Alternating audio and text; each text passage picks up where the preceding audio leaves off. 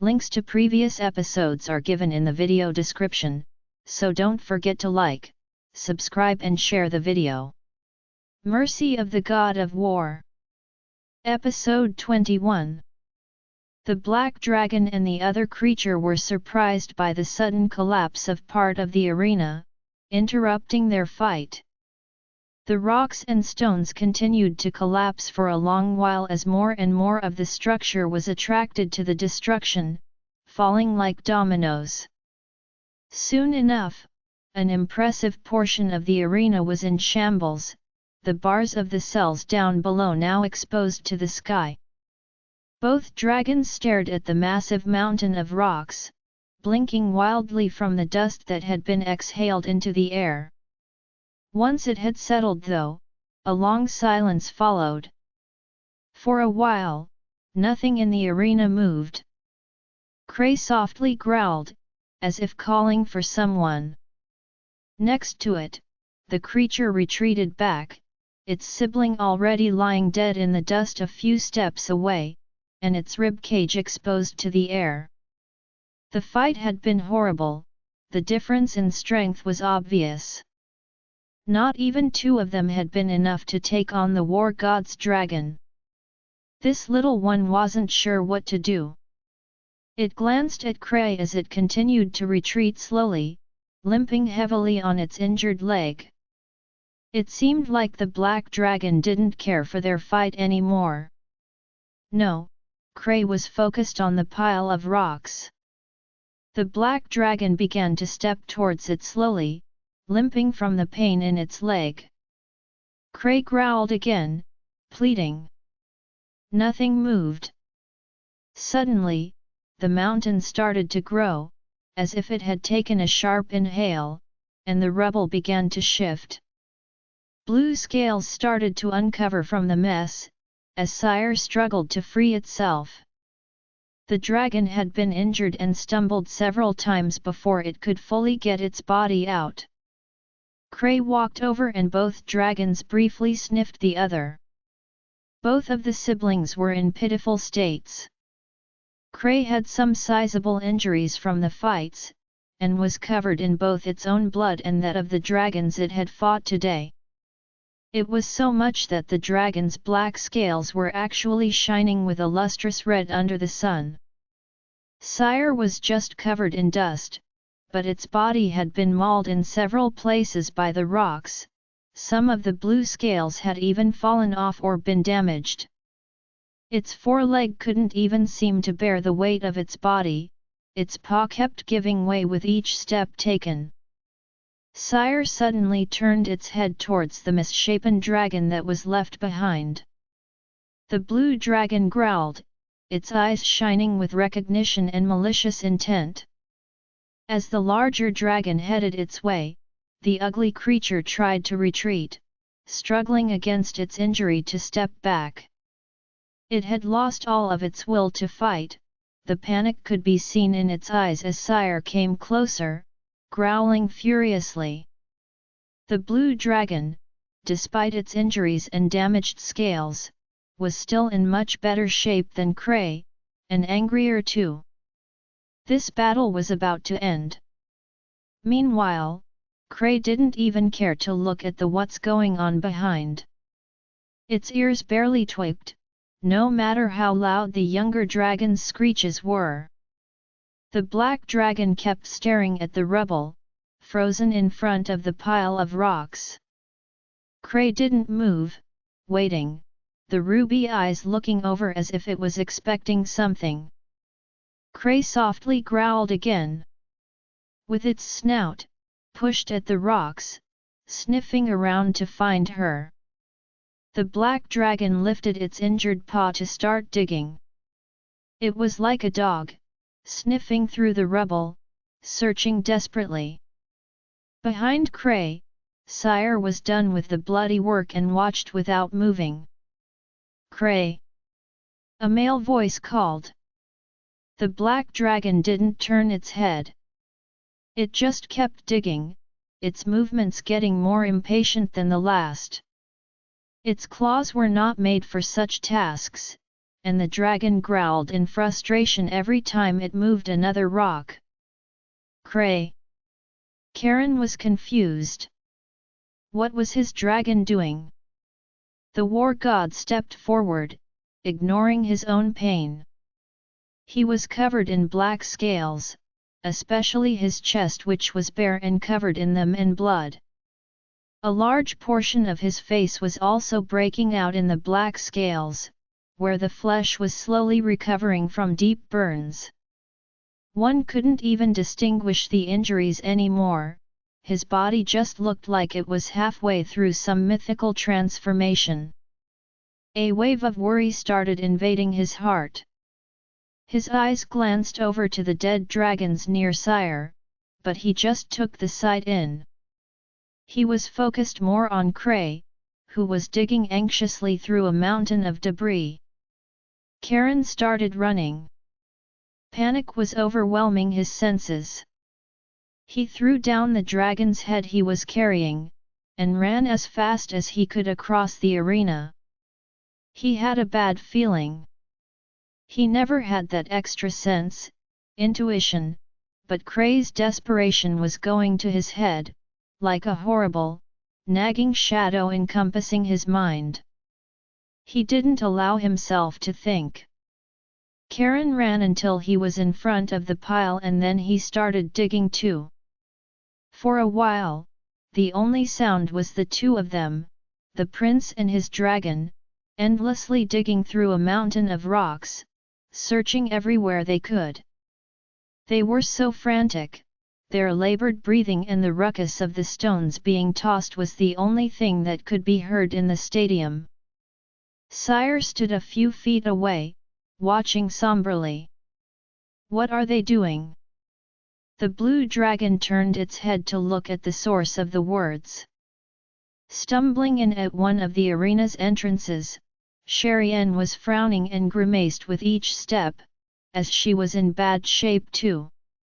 A large and deep gash was running from her left temple down to her jaw, still bleeding a bit from behind the little, dark purple scales. Her left ear was also cut open, and on the other side, she had another cut on her eyebrow, causing her to unwillingly blink because of the scales covering it. The top of her armor was gone, her exposed shoulder bearing another sizable injury, a large and clear bite mark that was still bleeding down her side. Her purple outfit was drenched in the reddish color of drying blood. She was walking slowly, as if taking each step was incredibly painful, and held her wrist against her flank, her hand now gone. She came closer, still not quite understanding what her brother and his dragon were looking for. But they just kept digging, looking for a sign. A movement. Anything. Cassandra! Karen suddenly yelled, unable to hold it in anymore. His voice echoed throughout the arena, and Cherienne's face sank. She can't be under that, she muttered. The princess hurried to her brother's side, and though she didn't want to know what they were going to find, she started to dig as well. It was slow progress. Sire looked on as if they were crazy. Cassandra! Cassandra! The war god's voice echoed along with his dragon's growls. They kept rummaging through the rocks in a deathly silence. Cherienne didn't want to say the words, but she knew there was no way. Nothing under this rubble could have survived. Cassandra! She swallowed and kept going.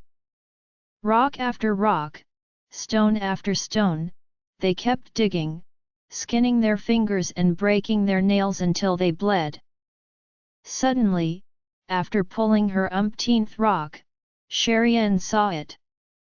A bit of white skin. Karen, she muttered. Her brother didn't hear her. Cherienne took a deep breath, closing her eyes to take it in. Karen! This time, he turned around, and seeing her expression, his heart sank. The war god ran down the little hill he was standing on. His eyes opened wide upon seeing what she had found. Cassandra. Sherian stepped away a bit, letting him uncover his lover. It was an arm that came first. She was buried under so many stones, it took a few more seconds to completely dig her out, even with Kray's help. The dragon was so agitated, the rocks under it threatened to collapse some more. When Karen finally pulled Cassandra out, it was like all of his breath had left him. She wasn't moving. Her eyes were closed, lying in his arms like an inanimate doll. Her white skin was covered in bruises, her left leg was at a horribly unnatural angle, and her feet were dangling freely at the ankle. A layer of dust covered her skin and hair, she looked as if she was part of the stones themselves. The war god gasped, unable to accept what he was seeing, what he was holding. It was something that he just couldn't fathom was right before his eyes. His hands were shaking under Cassandra's body. They had never shaken before. "Cassandra," he called. "Cassandra, wake up!" Sherian bit her lip, unable to say anything, not even to tell him to stop. The young concubine looked beautiful, even in that state. Some of her hair was glued to her temple by the blood on her face. It had run all over, even her lips were tinted with some red. Yet, her skin had never seemed so grey. She had never seemed so petite and fragile in the war god's arms. "No," he said. "No, Cassandra, no." There was anger in his voice. As if he was ordering her not to, as if he was ordering death not to take her. Kray wasn't making a sound. The dragon was crouching down, approaching in very small steps, as if it was scared. The black dragon sniffed Cassandra's hand, laid on the ground, and slowly started retreating, letting out a pitiful wailing sound along the way. Sherian had to look away, she couldn't take it anymore. It was painful to hear her brother, to hear them call her name, again, and again, and again, like madmen. She couldn't utter a word though. If she did, she would have broken down too. She was a strong woman, and few things could shake her, but this was one of those things. Cassandra like this, and Karen breaking over it. They were used to death, they always had been. But this was worse. Even more unbearable. It wasn't possible to accept it, not like this. As she was avoiding the scene, Sherian caught sight of something else, some movement underneath the pile of rocks. She frowned and walked towards it. As she got closer, a sound resonated from it, like the groaning of some injured beast. "Oh, by the gods!" she hissed. She pushed a couple of rocks with her feet and, sure enough, a black eye peered through. It was moving, but they were merely tremors. The second prince was groaning, pinned under a mountain of rocks. He didn't look human anymore, his body had been crushed by the weight of the rubble. His dragon blood was just doing whatever it could, inside and out. Sherian didn't even have enough energy in her to delight at his pitiful situation. "Even the gods don't think you deserved an easy death," she muttered. Slowly, she removed one rock after another, until his head was completely out. His skull had been crushed, his head taking on an odd shape that was nothing close to normal. But the red scales were still appearing here and there.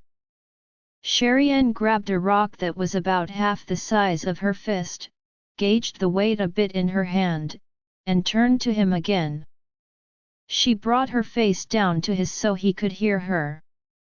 "She killed you," she whispered. "You're going to die knowing that a slave woman beat you, and another woman finished the job. You tell the gods if they dare send you back here again, I'll kill you over and over every time, just like the cockroach you are." Then, she raised the rock and smashed his face. She raised it again and smiled with satisfaction, and smashed him again. Once just wasn't enough. She had chosen a flat, not too heavy one on purpose. Sherian hit him over and over again, looking into his eyes each time she raised it, channeling all the rage she could into each hit. His dragon blood could try as much as it wanted to keep up, but she'd just keep going. There was so much that needed to be thrown in his face. All the suffering he deserved, everything.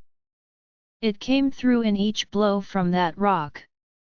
His blood splattered around them, on her hands, her body, and on her face.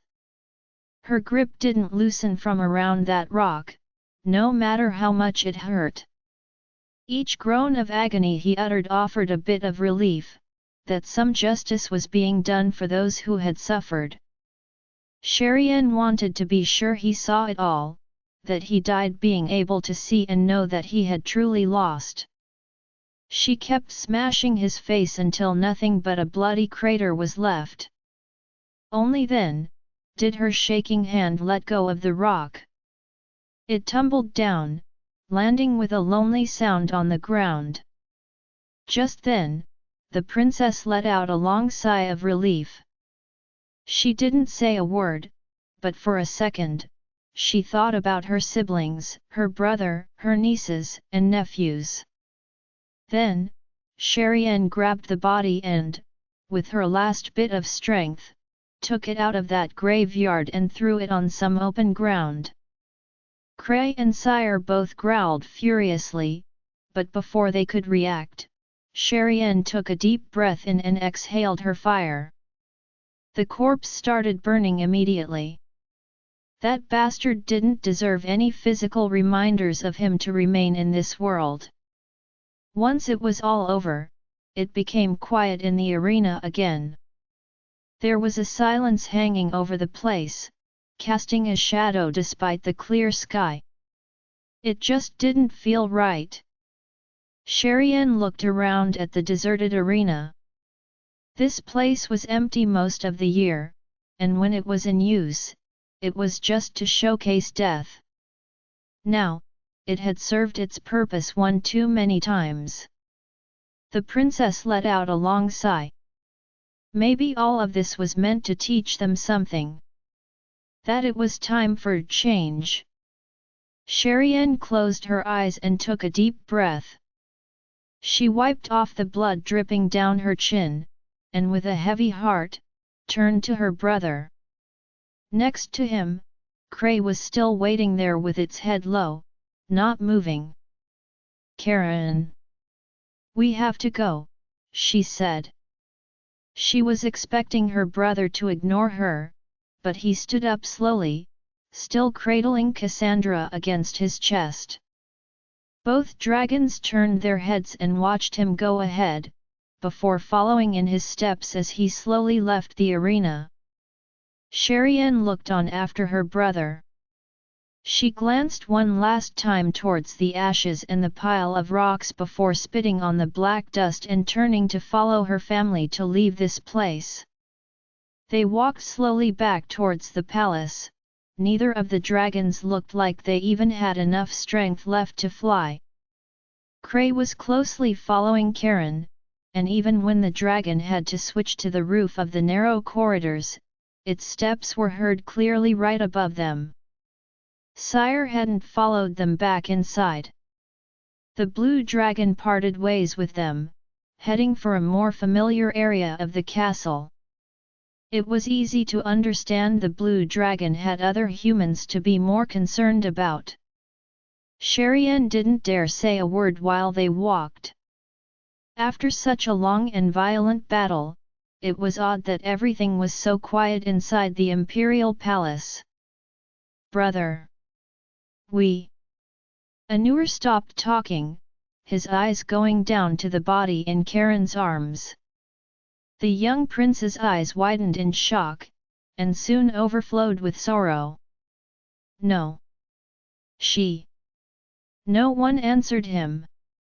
He gasped and covered his mouth, not daring to move when Karen walked past him. The youngest prince raised his eyes towards Sherian as if to ask, but he couldn't formulate the words. She glanced at him briefly, and then they both followed the war god. Fight outside is over, said Anur, almost in a whisper. They could hear it. From far above the imperial palace's walls, the cheers of soldiers could be lightly heard. Sherian wanted to go out and slap them one by one. There shouldn't be any cheering right now. Not after what happened, the tragedy that had unfolded. She didn't want to hear them. Where is Mother? And Miss Andra? Asked Sherian. They're with Rune, said Anur. Miss Andra was badly injured, but Lady Karine found an imperial healer to look over her, and Femera, too. He said they will both make it. Everything had quietened down here, so I came out to see. Lady Karine had said we should hide and wait, just in case. Sherian nodded. Their mother had probably prioritized Miss Andra and the baby's safety. Can you go get them? She asked. Anur glanced towards Karen, worried, before turning back to her. Are you sure? I don't know, she sighed. Maybe, it's better if they get a chance to say goodbye. The youngest prince gulped, looking like he was repressing some tears himself, and nodded somberly before leaving. Sherian sighed, and continued after her brother. She didn't know where he was going with her, she couldn't even tell if he had a destination in mind. Karen seemed like he was just wandering aimlessly through the palace's corridors, while carrying her body in silence. But after a few more turns, she recognized the direction they were going, towards the lake. She frowned. They had heard some incredible story from their brother while on their way to the arena before, but why was he thinking of going back there now? That crazy tale Orpheus had told them about some gigantic dragon hidden in the lake, couldn't be true, could it? Sherian didn't say a thing though, and just followed after him. No matter what he tried, said, or did now, she probably wouldn't be able to find it in herself to stop him anyway. She had never stood against her brother, and she wasn't about to start, certainly not now. They walked up to the lake, where Orpheus was sitting in the grass with his hand on his dragon. Both Lys and Glahad next to him looked exhausted and covered in injuries, yet they all raised their heads as the group walked into the garden. The golden dragon couldn't move, but growled softly. It was clearly exhausted, lying on its flank. It had fought a lot today. They all had. Cray, too, walked heavily on the grass, coming up to Karen's side. The black dragon had never looked so sad as it laid there, its head tilted towards them. Orpheus struggled to get up as his eyes were riveted on Karen and Cassandra. He didn't say a thing, but his expression was beyond words. The sight had him choked up and tongue-tied. He watched his older brother approach the lake and fall to his knees at the strand. He was holding Cassandra as if she was simply sleeping, her head against his neck, his large hands holding her tenderly. Please. His voice was so low, Orpheus thought he had dreamt it. Yet, Charon was staring at the lake, his eyes searching for something he couldn't see. He didn't know what to call or how to do this. This was Cassandra's world, not his. He knew nothing. The war god took a deep breath, and after a moment of hesitation, he uttered the only word he could think of. Almien. He looked at the lake, but nothing moved, so he took a deep breath and repeated it, over and over, like a prayer. He hugged Cassandra and begged for her god to come save her. Cherienne stood to the back with her arms crossed, skeptical of what her brother was trying to do. Orpheus glanced at the surface too, unsure. Would the creature answer their call? After what they had done? Charon looked down at Cassandra. After they had done this to her? To her people? He exchanged a quick glance with Cherienne. The princess didn't believe in this, but she wouldn't stop him from trying. She knew there was nothing else he could do but try. Oh, by the gods! Cassie! They both turned around. Lady Corinne had arrived with baby Cassian in her arms, followed closely by Anur. Somehow, Kian had found its way to the concubine and was trotting at her feet, looking just fine and unaware of what was going on.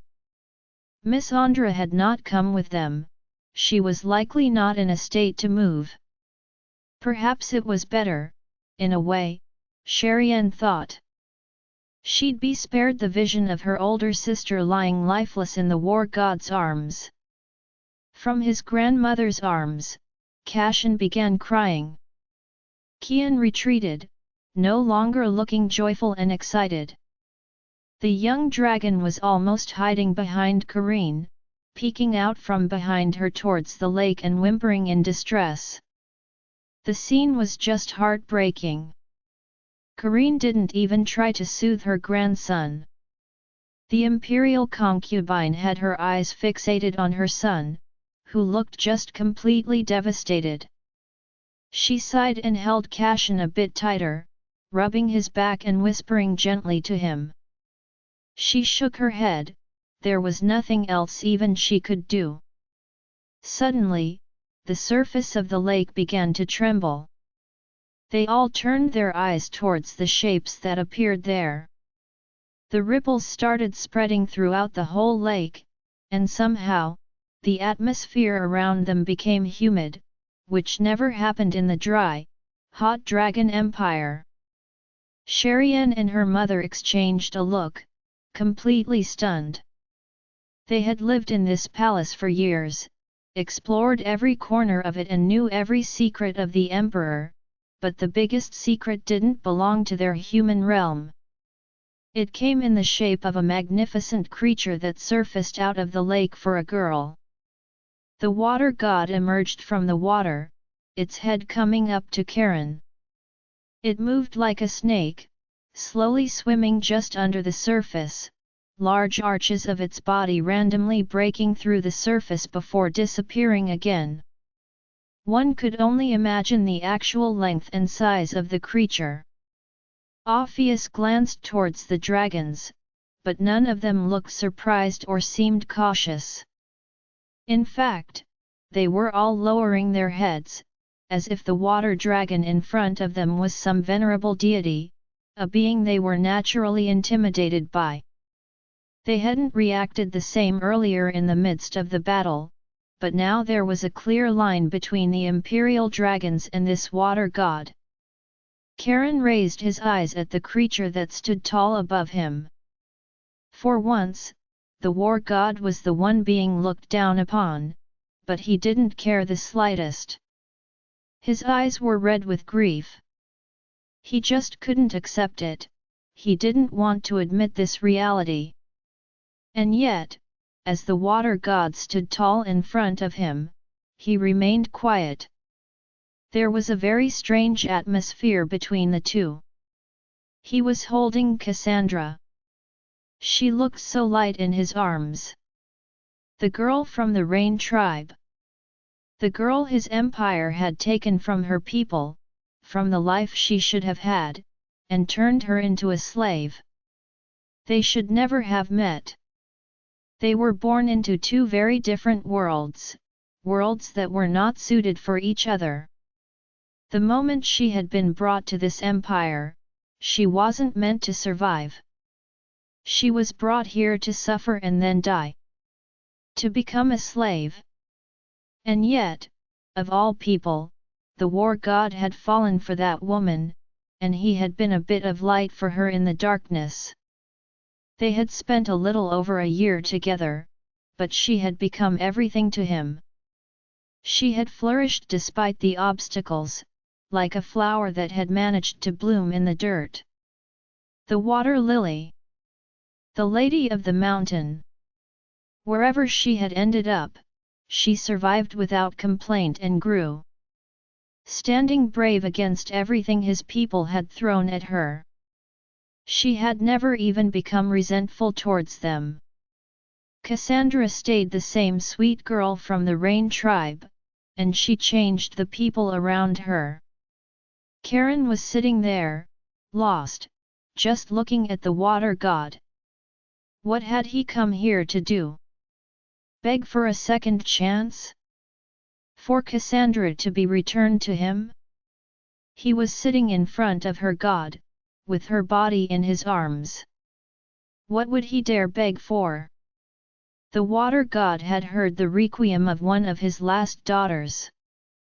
No one knew what linked them, but he was presenting her body to that god, and begging for a second chance. To bring her back into this terrible world? How could he ask for a miracle, when he had brought nothing but chaos? The water god was towering there, waiting. No one could say how much time had really passed, while those two gods simply stared at each other. It was like some silent negotiation was happening between them, yet no words were exchanged. In Karin's eyes, her son was paying the heavy price for many other people's wrongdoings. He was the one who had to carry his lover's body, the mother of his son lying in his arms. He had to live with the reality that he had been too late to save her, and that he was partially responsible for her death. Because he had fallen in love with her, so many things had happened. No one knew why the black dragon had tied their destinies together. Maybe the war god needed to learn about love? Maybe it was to give Cassandra more time to do all the good she could? There was something both beautiful and tragic about the couple's fate. After a while, the war god closed his eyes. A tear slowly fell down his cheek and, with a deep breath, he held Cassandra in his arms one last time. He held her tightly, burying his face in her hair, his hands wrapped around her body. From behind him, his family could feel the heavy weight on his shoulders, the mountain of pain and grief that overcame him. Only Cassandра's cries could be heard. This man himself was beyond tears. Then, very slowly, he laid Cassandra's body down in the water. Even from afar, everyone could tell how unwilling he was to let her go. When his hands finally left her body, he took a couple of steps back with his eyes still on her. Never have the obsidian eyes been so dark, without so much as a spark of light in them. He raised his dead eyes to the water god, and bowed lowly. Karen had never bowed to anyone before, but now, this man had bent so low, his face was almost touching the water. "I'm so sorry." Those 3 words were spoken so softly, no one else could hear them. The water god let out a long, low-pitched sound that resonated within the garden walls and beyond. It was as if it had been waiting for this moment. Then, it leaned down to Cassandra, its head right next to hers, and took a deep breath in. When its mouth opened again, it exhaled a very thin, white mist. They were confused at first until they realized the white mist was slowly coating Cassandra. The air chilled some more, turning the mist on her skin to ice as the layers grew thicker. Soon, her skin turned whiter than it had ever been. It was like seeing a ghost disappear in the snow. Her lips turned purple and then blue. Karen wouldn't take his eyes off her until the water god stopped the ice forming. Then, with an angrier and louder growl, it suddenly moved closer and wrapped its body around her. One of its paws grabbed her arm to keep her in place, but the creature's eyes were on Karen the entire time. The war god didn't seem to notice though, and he didn't dare to retreat from the closeness of the creature either. He just watched it take her, unmoving. With a final, long growl, the water god slowly slinked back into the lake, taking Cassandra with it and disappearing just like that. After a while, the surface of the water hadn't moved again and went back to being a quiet, peaceful lake. Sherian sighed. So it was over. Whatever that thing was, it had taken Cassandra's body down, deep into the lake. Sherian didn't know what to feel anymore, it was all just too much to handle. She took a deep breath and glanced towards her mother. Lady Karine was looking at her son wearing the saddest expression, but she didn't go to him. She knew there were no words she could say that would console him. Her eyes fell to Cassandra then, who was still crying a bit, though it seemed that he had tired himself out too much to keep on wailing. Anur and Orpheus had the same horrified expression on their faces. Everyone was staring at Karen, left there alone to face the quiet lake. No one knew what to do next. Cray was the first to move.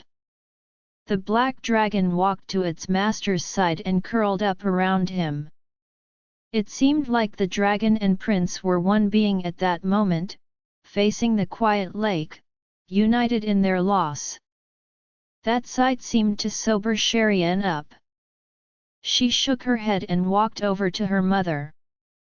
"I'll go take care of the crap outside and make sure we are done with everything, whatever's left." The imperial concubine let out a long sigh and nodded. Her eyes went down on the baby in her arms. She left a long kiss on his forehead while, at her feet, Kian curled up around her, his eyes turned towards the lake. It looked like the baby dragon was confused about what had happened and didn't dare approach.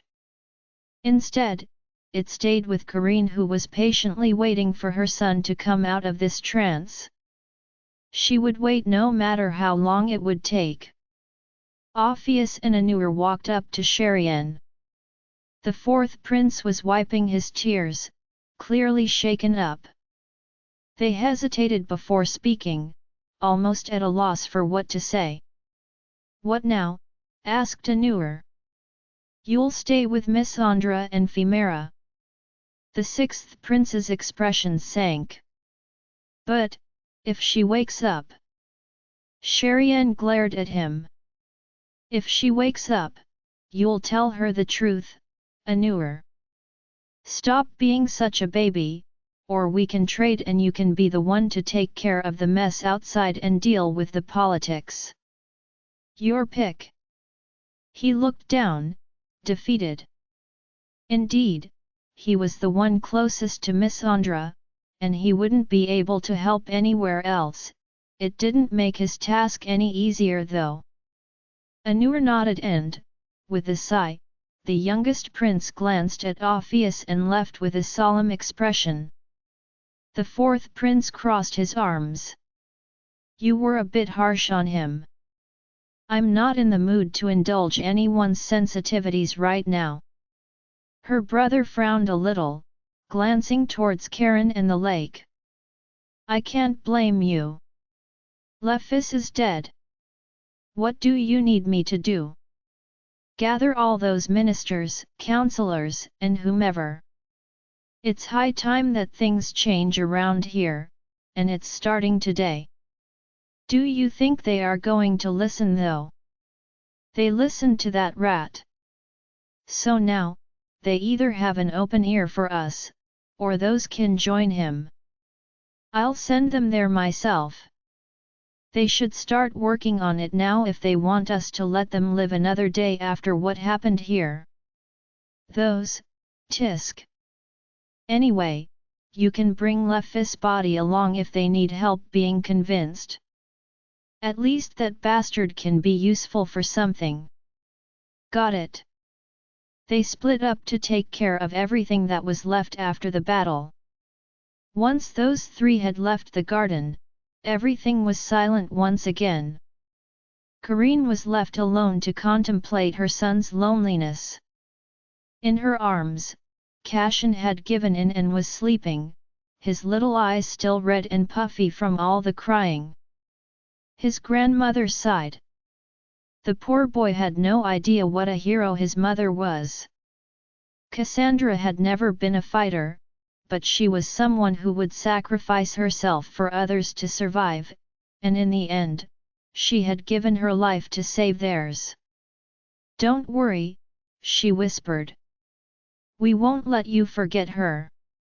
A long time passed as they stayed like that in the garden. Nothing really moved, except for the wind blowing gently around them. Corinne, tired of standing, walked across the garden and came to sit near poor Glahad. The old golden dragon put its head against her lap, its ruby eyes focused on the concubine.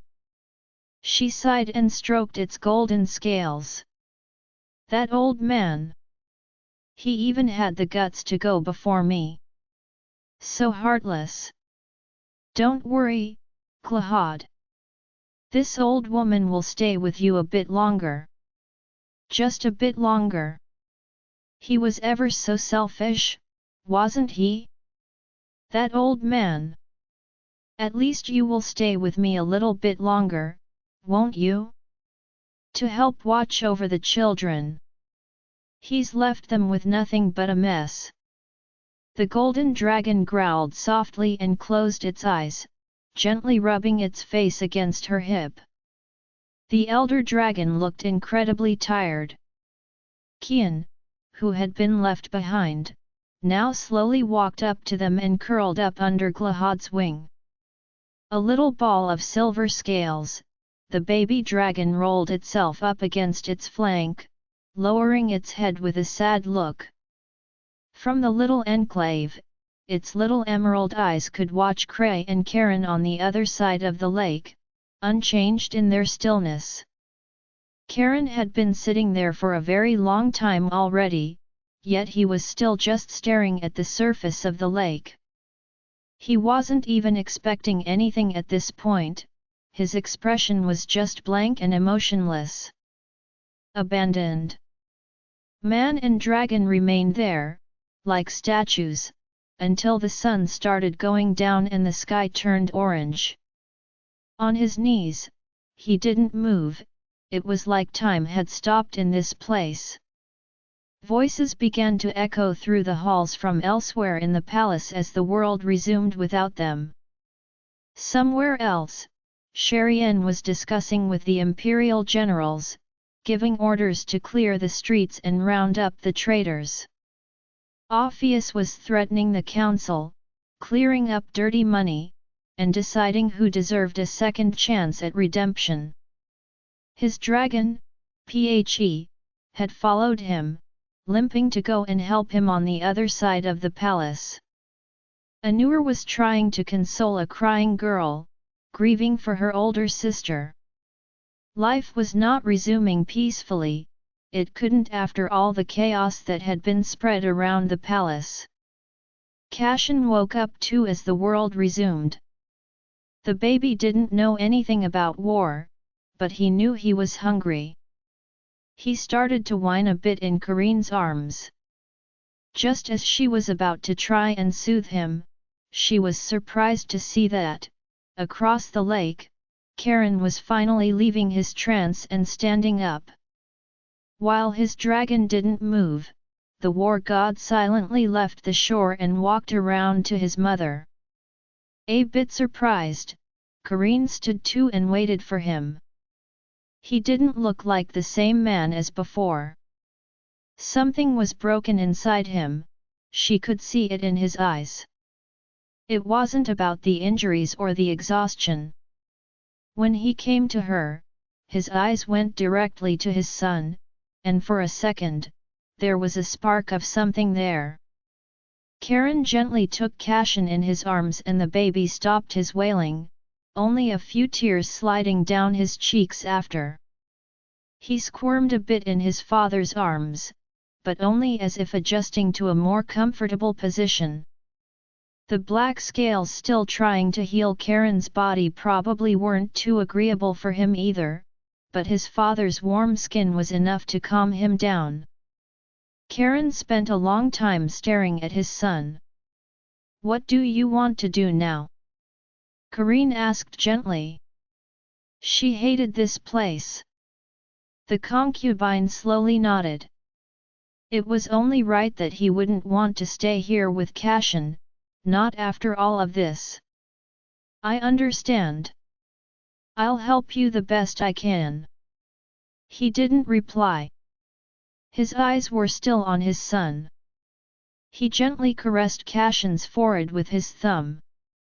The baby squirmed a bit, pouting. Kian too, went from Karen's side to Karen's, staying at his feet quietly. The war god just seemed tired right now. A man who had fought a war and lost more than he had won. It was written in his eyes. It may have been even worse if he didn't have his son to hold on to.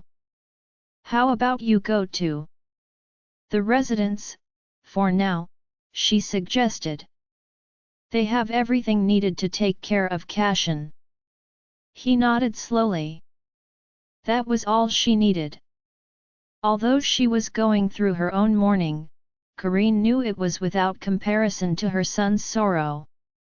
After some hesitation, she raised her hand and gently touched his arm.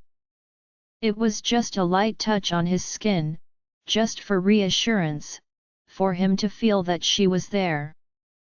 She'd always be there for him. "Go," she said. "Your sister can handle it. I'll join you soon." And just like that, she watched Karen go, carrying his son and his grief. Kian sent a glance her way, a bit unsure of what to do. The young dragon eventually followed, scurrying up behind Karen and sending reassuring glances. Karen watched them leave until they were out of sight, and then turned her attention back towards the lake. Cray was still there, still lying by the water, having not moved at all. The dragon was exactly where its master's heart had been left. No one could tell if it was waiting, or simply abandoned. The black dragon was as frozen as a statue, its ruby eyes reflecting nothing but the lake. It didn't even seem to care about life anymore. Karen's heart broke once more for her son's dragon. It would remain here forever, she could see it. The imperial concubine repressed the cries in her heart and walked out of the garden. She hated this place too. Karen had seen too many children die within these walls. If a new age had finally come, it would happen without her. She was an old woman with no strength left to give. She would no longer be the untouchable imperial concubine, if she had ever really been. Nothing was tying her to this place, nothing ever had. Next to her, Claude growled softly, pushing against her hip a little. She smiled half-heartedly, caressing the golden snout again. "Do not worry. Wait for me. I still have one last thing to do here." Then I'll take good care of you." The dragon growled again as Karine walked away. She took a different direction than the one her son had taken, heading back to the place where they had hidden earlier. As she got closer, she could hear the screams. Miss Sandra's wailing was unbearable, but Karine took a deep breath and went in. She didn't flinch upon seeing the younger sister's distress, or Anuar's attempts to calm her down. No one could blame her after losing her sister in such a horrific way. Miss Andra was mourning. Karine's heart ached for the girl.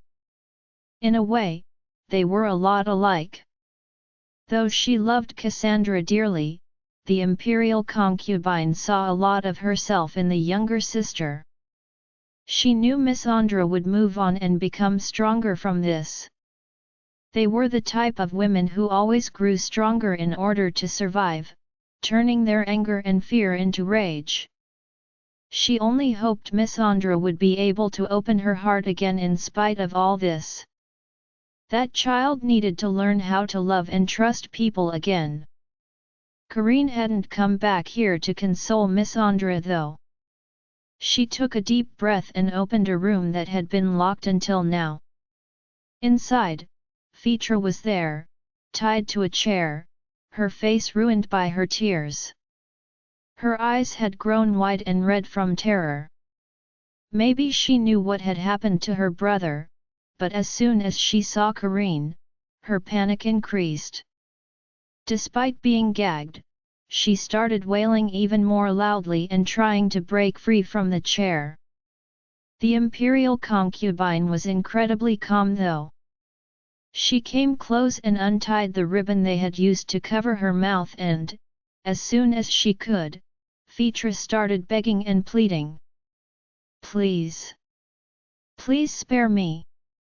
I didn't want to. Vrihan forced me. He'd kill me if I didn't obey. I had no choice, I had to obey. I didn't want to. I didn't want to." Who else was working for him? Karine asked calmly, ignoring her pleas. I already told Orpheus the truth, I swear. I didn't want to help him. He made me sleep with all those dirty old men. He forced me to. What about your sisters?" Phaedra seemed scared, but she was unable to stop. She could barely breathe under her loud sobs. I only taught the young ones to follow orders. We had to. I didn't." Karine let out a long sigh. "You're just a pathetic little thing, aren't you?" As she said that, Karine took a dagger out from the pocket of her dress, causing Phaedra to go into absolute hysteria. "No, no, no. Please. I don't want to die, I don't want to die." "No one wants to die," retorted Karine. "No one wants to kill either, but here we are, you and me.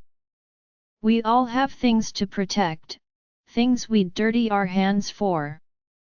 And in one swift movement, she killed Phaedra. The princess in her chair fell to the floor, her throat sliced open. Her eyes were still twitching, her face laying in the growing puddle of blood that would be her final vision. Karine stepped back to avoid stepping in it, and slowly wiped the splatter from her dress. One final act, so that it could truly be over. She simply walked out after that, closing the door behind her. Karine took a deep breath and walked back into the palace. She could already feel the winds of change that were overtaking this place's filthy air. Her steps took her to another corridor. No one was there yet. Everyone was busy elsewhere, with whatever was going to come next. Karine opened the door to the Emperor's chambers. He was lying in his bed, his eyes closed. From afar, one would have thought he was simply sleeping. Karine took a deep breath, trying to hold back her tears. She slowly walked up to the bed, looking at him from above. "You really were selfish to the end," she whispered. "Leaving me and your children with this mess. Was this what you wanted? To die and leave all the trouble you caused, you old man? You could never abandon a single one of them, and yet, look where it got you. Death and jealousy. Was it worth it trying to protect them all? You." She stopped. The sadness was growing like a knot of frustration in her throat. Karine was too proud to cry, but she couldn't simply stand in front of her deceased lover like a statue. She had once loved this man. She had given him many, many nights alone, before she had to put the lives of the children they had created together first. She stepped back, closing her eyes. She was truly grateful he hadn't died alone, although no one could say the emperor had died in peace. She simply wished he could find some peace in the gods' realm, and could watch what was to become of this empire. Karine took a deep breath, and as she averted her gaze elsewhere, her eyes fell on a large door. She frowned and turned to the wardrobe. She couldn't remember what was behind those doors, but something felt nostalgic about it. The concubine slowly walked up to the wardrobe, and as she came closer, she noticed her name carved into the wood above the handle. Karine frowned, and slowly opened the door. There was a single piece of clothing inside. A magnificent golden dress. Final chapter. It was a dark and quiet night at the palace. The moon was high in the sky, bright and white. The beautiful light was reflected on the surface of the wide, quiet lake, and nearby, a magnificent black dragon lay, its scales shining in the moonlight too. It seemed to be sleeping, its head peacefully resting on its front paws. The dragon had been still there for a very long time. This was only one night of many others that it had been inside that garden. On the surface of the lake, dozens of flowers were gently floating, as pure and as white as the moon. Water lilies. A little ripple appeared in the middle of the lake, causing the flowers to drift slowly away. It could have been a little gust of wind blowing over the surface of the lake, or a fish tempted by a potential meal. It might have even been one of the delicate fireflies that had made a home there, and yet the black dragon raised its head. Its ruby eyes glowing in the dark of night, as it scanned over the surface, looking for something. And for a few seconds, nothing happened. It slowly stood up, moving closer to the water, and gently sniffed, a bit unsure. And then, its tail started swaying through the air gently. More ripples appeared, over and over, and at the center of those ripples, some brown curls started appearing at the surface. Slowly, a woman emerged from the water, gasping for air, her pink lips shivering. The black dragon jumped into the water, throwing its surroundings into chaos as it ran to her. She welcomed it with open arms as soon as it arrived. There, you missed me, didn't you?" The black dragon growled softly, rubbing its head against her beautiful white skin. She smiled, feeling her heart warming up again as she brushed against its warm scales. She found the dragon's favorite spot underneath its jaw and scratched it. The dragon growled softly, almost like a cat would purr. "I missed you too. I missed you all." The black dragon kept growling happily and stayed right by her side as she slowly stepped out of the lake. If it had any colors before, her dress had now lost them all and turned a beautiful white, with all the pink beads shining like little diamonds under the moonlight. With her pale skin and thin body, she almost looked like a ghost, albeit a beautiful one, coming out of the water.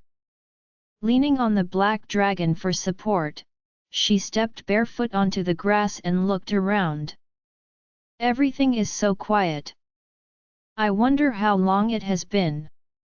Even though it couldn't answer, she smiled at the dragon as if it had. It was rubbing its head continuously against her, completely overjoyed, moving and more alive than it had been in months. She chuckled. All right, all right. Shall we go now?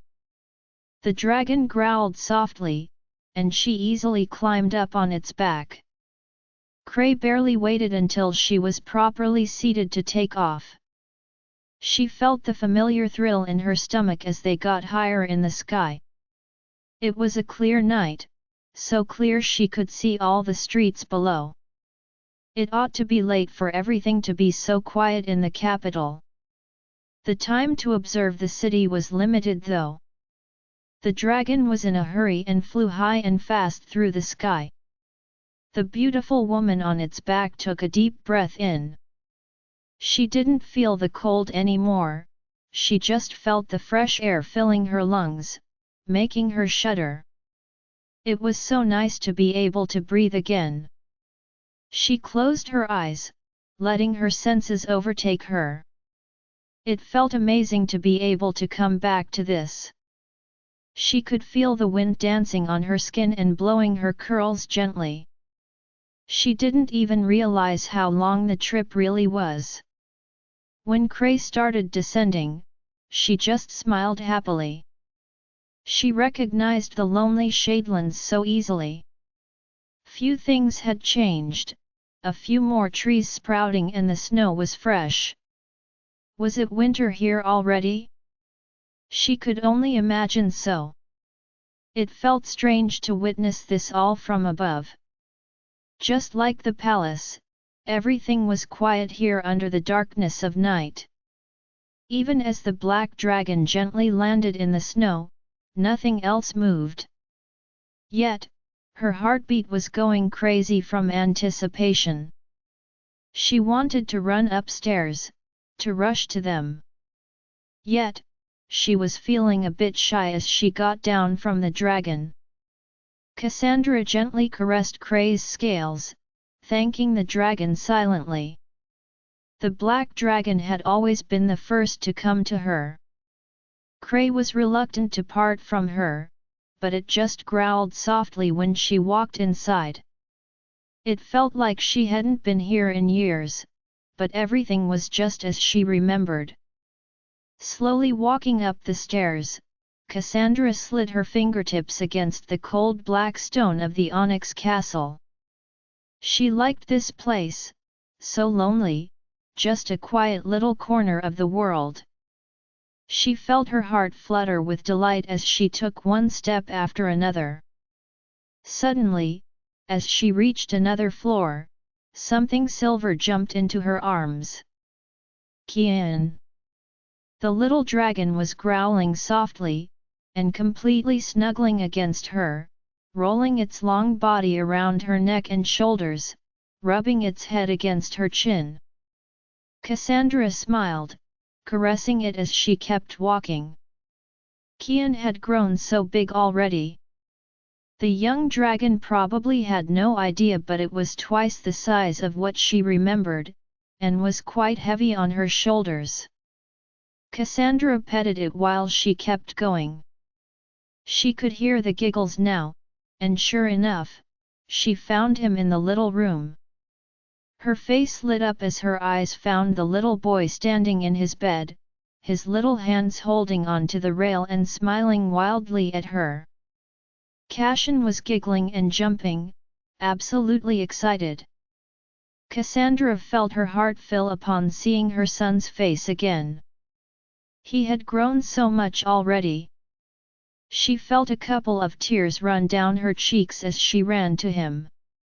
"Oh, my baby, Cassian. The baby was excited to see her and kept hopping until she finally got a hold of him. Kian jumped down, leaving her some space to take her son into her arms. Cassandra couldn't believe it. He was already able to stand up, and smile, and even grab her hair in his tiny fingers. He was so small the last time she had seen him. Cassian hadn't forgotten her though, or maybe his dragon's instincts were kicking in. He snuggled into his mother's arms, happily holding on to her. Cassandra was happy to see him looking so well. He was already starting to take on some of his father's features, and some of hers too. He had dark brown hair, but his green eyes were the same as hers. She liked his smell too. Her baby's smell. She hugged him for a very long time, kissing his little face until he squealed from being tickled that way. Da-da-da-a. It's Mama, love. Your Mama is back. Mama, repeated Cassian, looking at her curls in his hands with a cute frown that mimicked his father's. Your dad took good care of you, didn't he? She smiled. Da-da, exclaimed Cassian. That's right, Cassian, your dad. Cassandra smiled, but she could see her son was tired. It was the middle of the night after all, and he was too young to be up this late. Kian had probably woken him up as he felt her arrival, but now, the little silver dragon was curled up on one end of the toddler's bed, and Cassian was struggling to keep his eyes open, too. She kissed his forehead and put him back down as he started to fall asleep. Her heart couldn't bear to part with him so soon, so she stayed a little while longer to watch him sleep. He did look like a happy boy. She felt relieved. He wasn't too old yet, and had grown beautifully so far. Cassandra glanced around. His bedroom wasn't too big, and it was filled with toys of all kinds. He had a little castle and a big dragon plushie. Cassandra smiled, recognizing the little one in his bed. That forgotten treasure she had clumsily stitched back into shape a long time ago. So this old thing had really made its way to him. After a while, she just couldn't bear it anymore. She turned to leave the room, letting Cassian sleep and following her heart elsewhere. The few steps to the next bedroom were enough to have her heart racing again. She stayed a second on the doorstep. The door had been removed, surely so he could be closer to Cassian. Cassandra's heart started burning. The retired war god was sleeping there, alone in the large bed, his face tilted towards the window. Seeing Karen again left her breathless. He was frowning slightly, even in his sleep, as if he was having a bad dream. She wanted to run to him, and yet, some strange shyness was keeping her from it. Cassandra's heart was on the verge of bursting, almost pouring out. It was too much. To see him again, after all this time. She stepped forward, so nervous she felt dizzy. She wanted to run to him, but her legs suddenly felt heavy. Cassandra walked slowly instead, surprised he wasn't waking up. Or was it because it was her? Don't. Cassandra froze. His eyes were still closed, but he had very clearly spoken, making her heart skip a beat. She opened her lips a bit, unsure of what to say. Don't torment me again. Not tonight. Cassandra's expression relaxed a little. She stepped forward with a little smile on her lips. I said, please. Her smile grew wider as she reached the bed, her heart so full it might explode. She extended her fingers, gently touching his hand. She saw him flinch, but he finally opened his eyes. The darkness there made her shiver. He glanced at her and frowned. "You look different tonight," he whispered. "Do I?" she gently answered. He frowned again and kept his eyes on her as she came closer. It was like he was observing a dangerous, wild beast. He was almost scared. Cassandra slid her fingers up his arm until she reached his biceps, and then moved down to his exposed torso.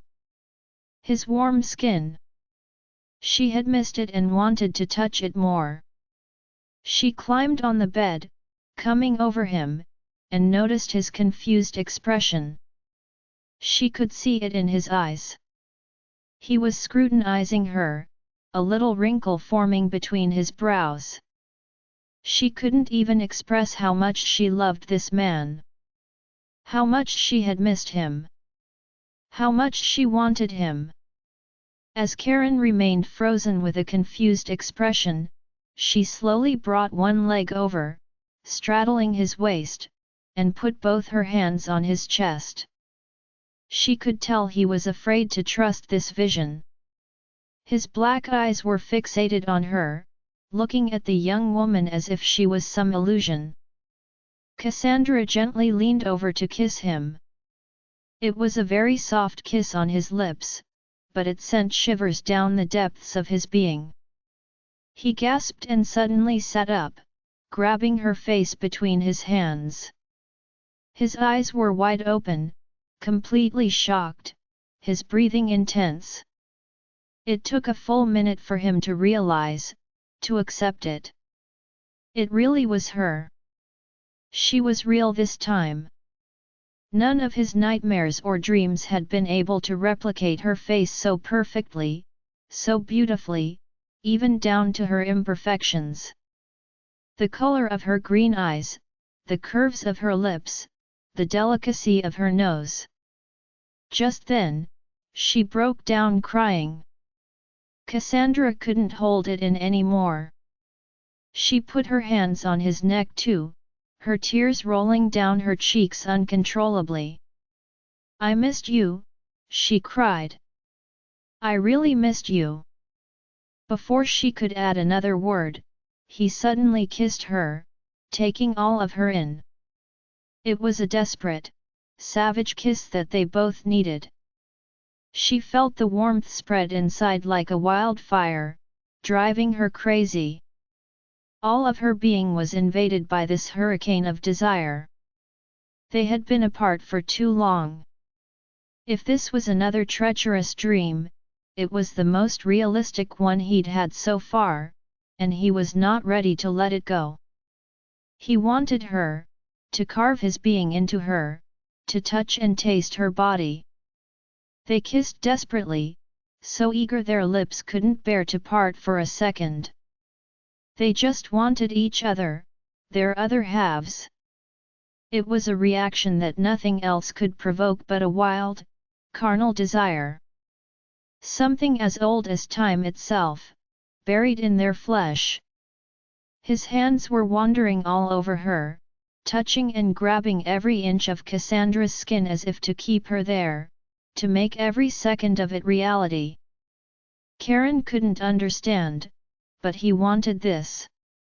He was like a madman begging for a dream to last forever. He couldn't stop. Cassandra was just as eager as him. His warmth, that warmth that came from his core, was driving her insane. She felt sensations she hadn't felt in a very long time. When he put his hands on her legs, under her skirt, she shivered with desire. Her hands were all over him, caressing his torso, his neck, his back, all of his hot skin. She wanted him. They didn't have time for anything else, their desire was burning like a hot flame and erasing all restraint. He took off his pants in a matter of seconds and ripped the piece of clothing that was separating them, and after some other clumsy moves, their bodies reunited in one movement. Cassandra cried out under the brutal invasion. She felt him filling her, completing her in a wave of pleasure.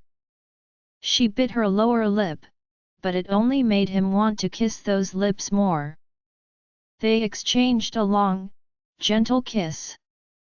Karen wanted to lose himself in the taste of her lips.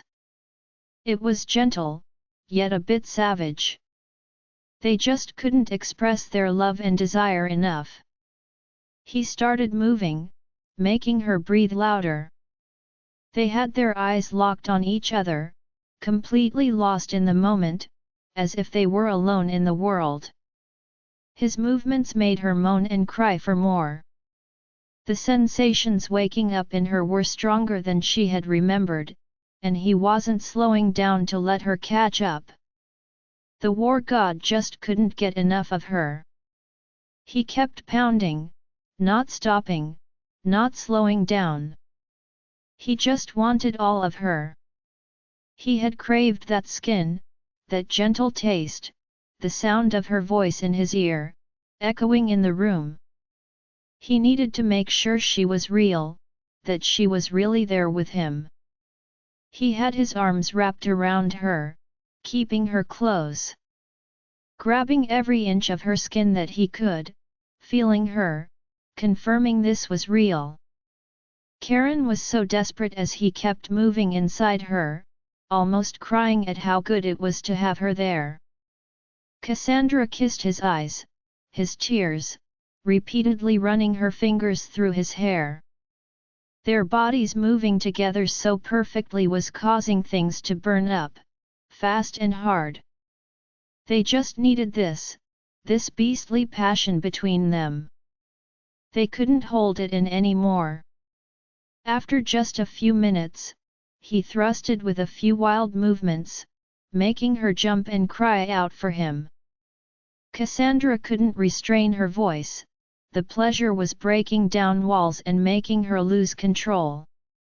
All her extremities were burning, sweating from the intensity. She cried out in pleasure when he finished inside her, exhausted. They were both left panting in the same position they had started in. It had probably been their wildest and shortest love-making ever. She chuckled, still trembling a bit from the pleasure, and came to kiss him gently. He willingly responded to everything her lips desired, caressing her skin restlessly. The previously cold room had gotten very hot in a very short time, their heat melting them together. As he kept caressing her skin, he finally figured out what had been bothering him from earlier. Cassandra's skin was perfectly white and smooth, not an ounce of imperfection, not even the tiniest scar. He frowned, confused by this new revelation, and raised his eyes towards her once again. "How?" he whispered, caressing her hair without stopping. Cassandra smiled gently. "The water god," she simply said. "I guess he wanted to save his last daughter, before he passed on." Karen let out a long sigh, and buried his face in her neck, closing his eyes and breathing deeply. Whoever he had to thank for this miracle, he was grateful to no end. He didn't care to know how or why. He could only imagine why the creature had decided to take Cassandra away from him, from their world. But eventually, he sent her back again. That was all he needed to know. Cassandra felt a bit sad. She still didn't know why the water god had decided to trade its life for hers. No one could tell what such a magnificent creature was thinking at a time like that. She took a deep breath and kissed her man again.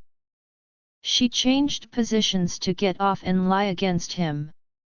Karen was unwilling to let go and tightly wrapped her in his arms. She liked being trapped in his embrace. "It's good to be alive," she whispered. "I'm glad Cashin is fine." Did you decide to raise him here alone? He nodded. Cassandra smiled. She would have all the time in the world to catch up with what she had missed. With her sister too.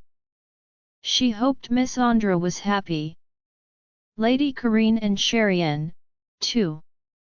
She wondered what they were up to now. Who had taken the golden throne? Ophius or Anur? Karen obviously had no intention of sitting there. For now, she was just happy to be away from all those questions. It was like they were hiding in a private little corner of the world. She chuckled. What is it? I think I'll get to live my dream after all. The memory of a conversation they had many months ago slowly came back to him. He nodded. We'll do it all. Everything you wanted. Change it all. What about you? She asked gently. You never told me what dream you had in mind. The war god smiled. It's fine. Mine has already come true anyway. Cassandra was about to ask what it was, but she decided it didn't really matter. This happiness was enough. She was in a good place right now, a place where she was safe and happy. Where she could be free. In the Onyx Castle, lost in the Forgotten Lands, the two of them fell asleep, side by side. The silent war god, and the slave girl who had changed his world. He was born to kill. She was destined to die. As two worlds collided, destiny had changed. Epilogue. The last day of the White Moon Festival. The streets of the capital were crowded with people from all over the country, as they all gathered to the festival to celebrate. For the Dragon Empire, the White Moon Festival was one of the biggest celebrations of the year, the one that was held to take their freedom and happiness to the streets. Every citizen in the country waited for that day to throw off their status, and have fun among the common citizen. Those who weren't as carefree found tactics to pretend to be, just for a day. Warriors without their shiny armors, officials walking like common folks in the streets, women showing off their beauty, and even children of any household running down the streets laughing. If one had any trouble, they were to forget it that night, for freedom was everything in the Dragon Empire. It wasn't an old tradition. The Dragon Empire was one that had risen from the ashes of the past and turned each defeat into a lesson. Not so long ago, slavery and poverty had filled those streets. Now, what once was a cold and frightening slave market had been replaced by a joyful large market. A larger one where anyone could buy flowers, potions, fresh products, and wonders from further east. The children running between the stalls had no idea the clatter of chains once filled this place instead of laughter. The years had passed, and life had gone on. A new empress had taken the golden throne, bringing a new era and a lot of changes with her. Those who hadn't complied had regretted it, and those who did follow her lead had found themselves in a lucky sight. The young girl wandered in the streets, hopping from one stall to another, checking their merchandise, and buying some snacks to eat on her way. After a couple of streets, she had 2 chicken skewers in her hand, and one little bag full of jujubes. She kept walking and humming, her long ponytail of brown curls swinging behind her. The bystanders sometimes stared at her, confused by her strange attire and appearance. She had honey skin, and big emerald eyes, and a slender but toned body. Her clothes were a bit strange. She had a mix of purple and green fabrics, with simple embroideries, and her only jewelry was the little anklet that tinkled at each of her steps. Not only was her outfit very strange and completely oblivious of the usual rankings, that girl even daringly wore the imperial purple. People were totally confused. Was she supposed to be treated like an imperial family member? She was going around barefoot. She only had one piece of jewelry and some wild flowers in her hair. That girl was truly too strange. She's there. Catch her. As soon as she heard that, the girl ran and hid under one of the stalls, right after turning a corner. However, to her surprise, she wasn't the one the children were chasing after. Another girl, about her age, ran past her, looking panicked. The young girl with honey skin grabbed her and pulled her into her little hiding spot. Who are? Hush! The girl, dressed in brown, frowned but nodded. They both stayed hidden, listening to the little crowd running past them, confused. The children yelled and began spreading in the nearby streets. I think they are gone. Who are you? And why did you hide too? Asked the dark-haired girl, frowning. My name is Kiera. I thought I was the one being chased after. I ran from home. And you? I'm Lori, and they think I stole something. Did you? Of course not. The girl with the food chuckled and handed her one of her chicken skewers. Here. You look hungry. Oh. Thanks. The two girls chuckled and ate their chicken, hiding there for a while. That little snack was indeed enough to start a friendship, at least if one had an empty stomach. They whispered to talk but were smiling too. Are they your siblings? Asked Kiera. No. I mean, sort of. They are other children working in the same house as me. Oh. For me, it's always my siblings who are chasing me around. Do you have a lot of siblings? Asked Lori, curious. So many. I have 3 sisters and 3 brothers. And my mom is pregnant again. Wow. I know, right?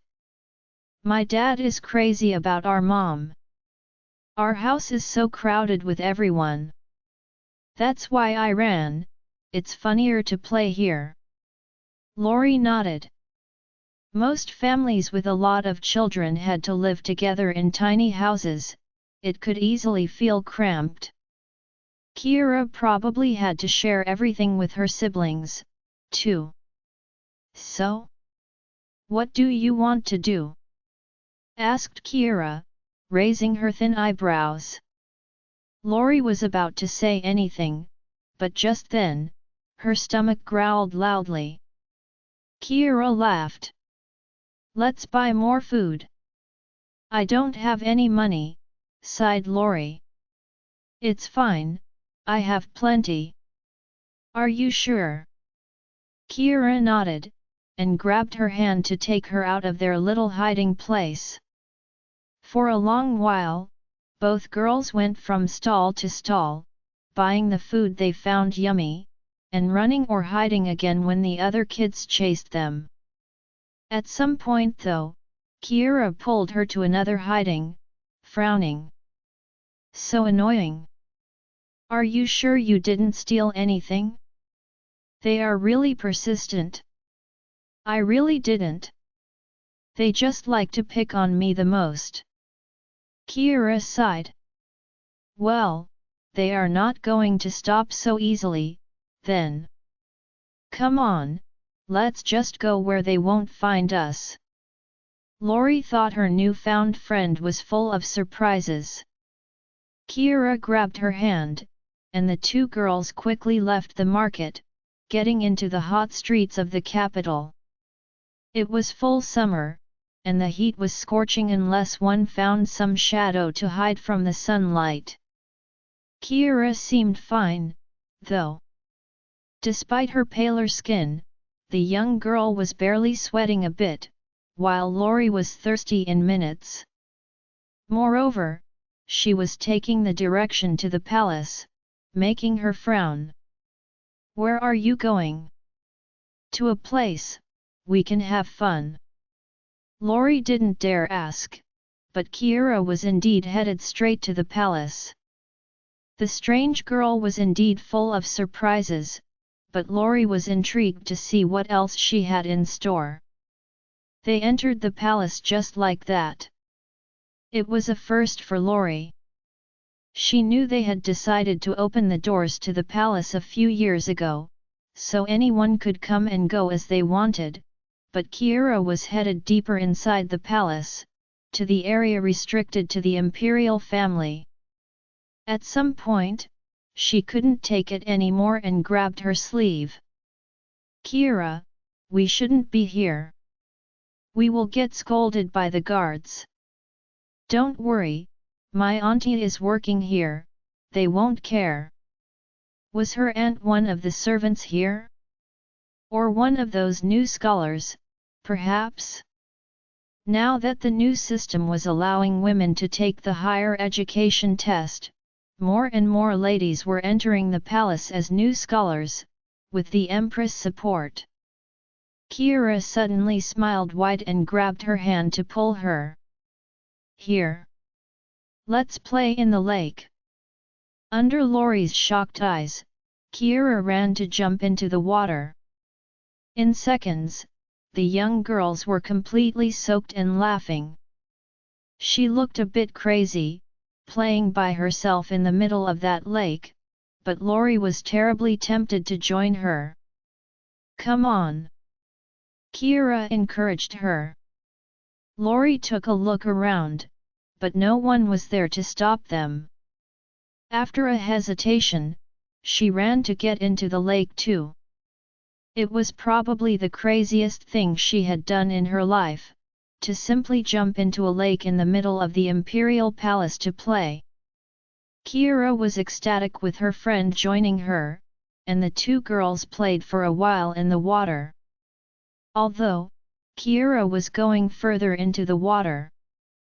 "Don't go too far, Kiera," said Lori. "You'll drown." "I know how to swim," said her friend. Once again, Lori was surprised. It was so rare to know how to swim. There were few places to swim in the capital anyway, but she knew most of the children living in cities near the river learned how to swim. Did that mean Kiera wasn't from the capital? She looked like she perfectly knew it, though. Lori was about to ask, when something touched her ankle, making her yelp. She looked down into the water and saw something shiny swim away in a swift movement. "What is it?" asked Kiera, who was a few steps away. "Something touched my leg, like a big fish." Kiera's face lightened up immediately, and she started looking around in the water, a malicious smile on her lips. "Something like a fish, hey? Which color was it?" "I don't know, perhaps gray." "Ha! Gotcha!" She suddenly dived, making Lori panic a bit. Where had she gone to? For a while, her friend had completely disappeared from the surface, and despite her fear, Lori took a few steps forward to try and see her. "Who are you?" Lori froze and turned around, embarrassed to death. A tall and beautiful man in a blue robe was looking at her. Lori gasped. He had the outfit of scholars, but he was wearing a lot of jewelry, and his long hair wasn't very orderly for someone working there. He had his arms crossed and was looking at her, a bit surprised but not angry. I am sorry, Before she could think of a proper excuse, Kira suddenly emerged, a bit further away from where she had dived. Not only that, but her friend was obviously playing with some large creature. Laurie's jaw dropped. That wasn't a fish, but a dragon. A proper, gray-scaled dragon. The beautiful creature was wrapping its body around the girls, playing around with her and trying to escape her grip. Kira was laughing so loudly and so focused on catching it that she didn't realize who else was there. "So it's you, Kira," sighed the man. "Oh, hi uncle. You little stray cat, did you ditch your brothers again to come to play here?" "Yup." To Laurie's surprise, Kira's uncle smiled, looking a bit proud. "What about your grandma?" "They are all at the Diamond Palace at the moment because Mom is about to have another baby. It's boring." "So that's why you came all the way here to play? Your brother is going to scold you." Kira answered with a wry smile. "He can't scold me if he can't find me." Her uncle laughed. "True. But if I were you, I'd at least greet Her Highness, or she'll kick you out once your brother comes here." Kira nodded, and just with that, her uncle left. Laurie had a lot of questions, but Kira was still playing with the young dragon, and she didn't dare ask any. After a while though, her friend noticed her confusion. "Oh, sorry. Come on, Kiki." The grey dragon turned its head towards her friend, and finally, ended her little fight with Kira. Kiki swam swiftly into the water, and Laurie couldn't help but feel a bit scared as she saw the long, snake-like body come towards her. Kiki was as big as her thigh, and probably twice her arm's length too. However, the dragon gently swam around her, until Laurie relaxed a little. She extended her hand, and Kiki swam past her fingers to get caressed. "It's so smooth," she couldn't help but whisper. "Right? My Kiki is so pretty." "You're part of the imperial family?" Laurie finally asked. "Yep. I only come here to play, though. My aunt is the one doing all the hard work. My dad says he's retired now." "I know. And so, your mom is the lady of the mountain?"